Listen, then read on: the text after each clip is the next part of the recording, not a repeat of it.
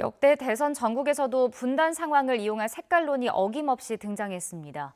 주로 민주, 진보 정당 후보들을 공격할 때 악용되는 경우가 많았는데요.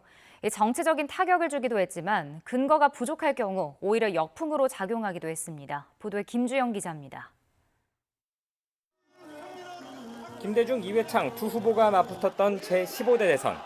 이른바 북풍이 먹혔던 시기라 이회창 후보 측은 김대중 후보를 향해 색깔론을 적극 활용했습니다. 96년 한총연 사태와 오익재 전 천도교 교령의 월북 사건 등을 엮은 공세가 대표적입니다. 더 나아가 당시 여당인 한나라당 측 관계자가 이 후보의 지지율을 높이겠다며 북한에 무력 시위를 요청했던 이른바 총풍 사건까지 일으켰습니다. 결국 이 후보는 색깔론으로 역풍을 맞았고 승리는 김대중 후보에게 돌아갔습니다. 존경하고 사랑하는 국민 여러분, 대단히 감사합니다. 저희한테 진심으로 감사를 드립니다. 16대 대선 당시 노무현 후보는 민주당 경선 과정에서 색깔론에 휩싸였습니다. 이인재 후보가 노 후보 장인의 빨치산 경력을 문제 삼자 노 후보는 전공법을 선택했고 결국 민주당 대선 후보로 확정됐습니다. 이런 아내는 제가 버려야 합니까? 그렇게 하면 대통령 자격이 있고 이 아내를 그대로 사랑하면 대통령 자격이 없다는 것입니까? 18대 대선을 앞두고는 노무현 전 대통령이 NLL 포기 발언을 했다는 주장이 나왔습니다. 당시 박근혜 후보는 비서실장 출신인 문재인 후보를 몰아세웠고 문 후보는 여러 차례 NLL은 반드시 사수돼야 한다는 입장을 밝혀야 했습니다.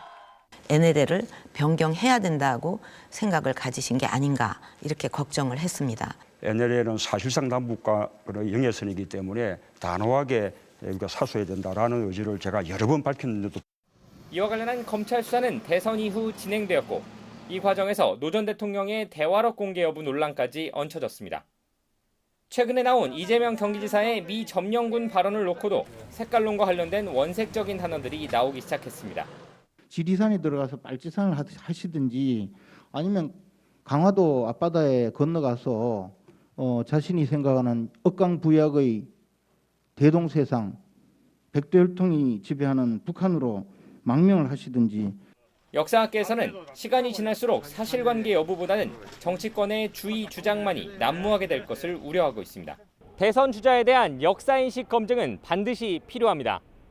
제대로 된 검증이 아닌 근거 없는 색깔론이 제기될 경우 어떤 결과로 이어질지는 이전 사례에서도 충분히 알 수 있습니다.